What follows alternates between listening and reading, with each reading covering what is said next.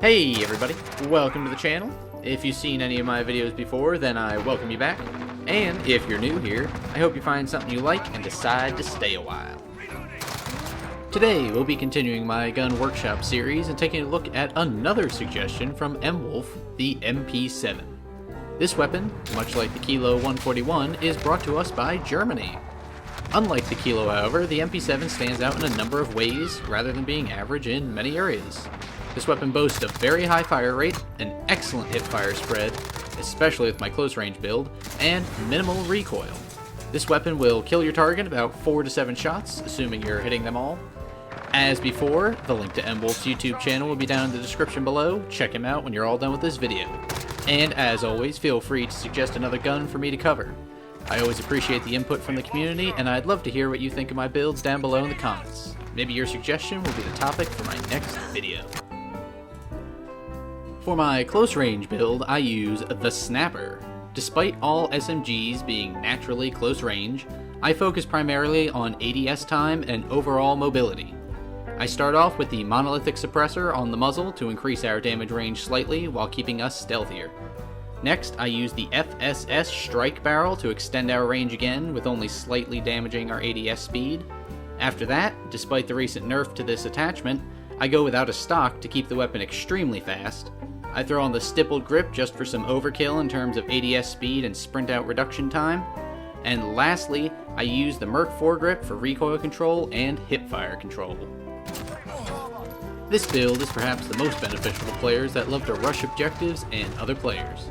Without the stock and combined with the stippled grip tape, this weapon moves at an almost unbelievable speed. Combine that with dead silence and you may even end up moving too fast for you to personally handle. Before the no stock nerf, this build would have basically been the best all-round build for this weapon. However, with the recoil increase from removing the stock, this build has a little bit of a hard time challenging people at further ranges. That doesn't mean you can't make it work. Unless you're coming up against a shotgun, another MP7, or perhaps a surprise combat knife, you'll make quick work of anyone who gets too close for comfort. This build is definitely best for standard multiplayer. Despite this being built for close range, the mobility alone makes it a viable build for ground war. However, since this isn't my best MP7 build for Warzone, I won't recommend that for that mode. Instead, let me introduce you to the Laser Beam, my close to medium range MP7 build.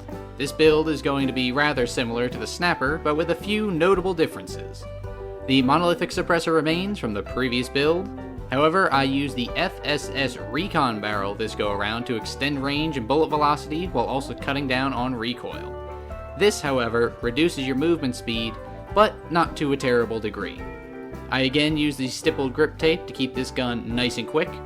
I decided to use the 60 round mags to make this more viable at range where more bullets are needed. And lastly, I rounded off with the Ranger foregrip to reduce recoil and help with your aiming stability as well. The Laser Beam performs exactly as it sounds it would. This build has basically no recoil to it at all. The heavier, if you can call it that, barrel reduces our movement speed a little bit, so you won't be flying around as you would with the Snapper, but the MP7 is a very fast gun regardless of this. The stippled grip helps to mitigate some of the downsides from the barrel. I know I've been going on about the barrel harming this weapon, but if you've been taking note of my game footage here, you'll see how supremely stable and accurate this build is thanks in no small part to that very barrel. This barrel, in combination with the Ranger foregrip, lets you engage enemies at basically any distance. It's still an SMG, so keep in mind that ARs at range and marksman rifles will predominantly outclass you. This build is stable enough to effectively kill someone from much further than they expect. The 60 round mags really help you in this regard as well, since you'll be needing more bullets to wipe out an enemy squad. You'll need to reload less often with this equipped. This build works wonders in both ground war and standard multiplayer. However, if you aren't feeling confident with your MP5 after the June 30th range nerf, this build could be a good substitute if you're someone who likes to run SMGs in Warzone. It has the range, stability, rate of fire, and ammo capacity you'll need, all in a quick, streamlined package. And with that, M-Wolf's third total suggestion has been covered. I must admit, I was a little worried when I went to test this gun out since his last suggestion, the Grau 5.56, was one of my least favorite guns I've ever used. However, I was more than pleasantly surprised with this weapon. Its rate of fire, damn near 1,000 rounds per minute, makes it very dominant in close quarters, while also allowing you to spray down enemies who are a little bit further away.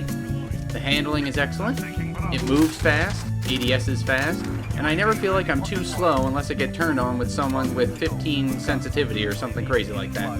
The recoil is beautifully low, like stupidly low. Even without any attachments, as you've seen in some of these clips, this gun is a beast for people who like to rush.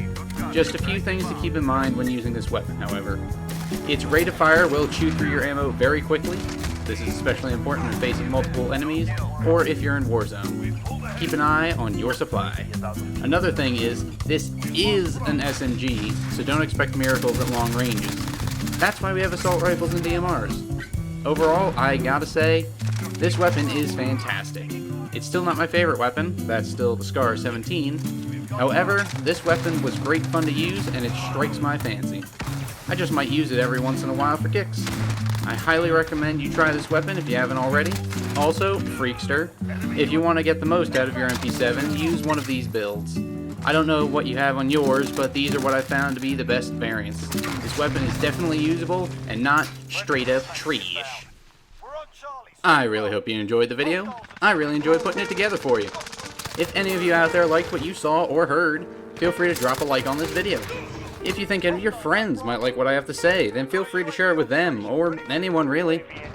And lastly, if you want to hear more from me, and don't want to miss any of my uploads, you can subscribe by hitting that little button down below.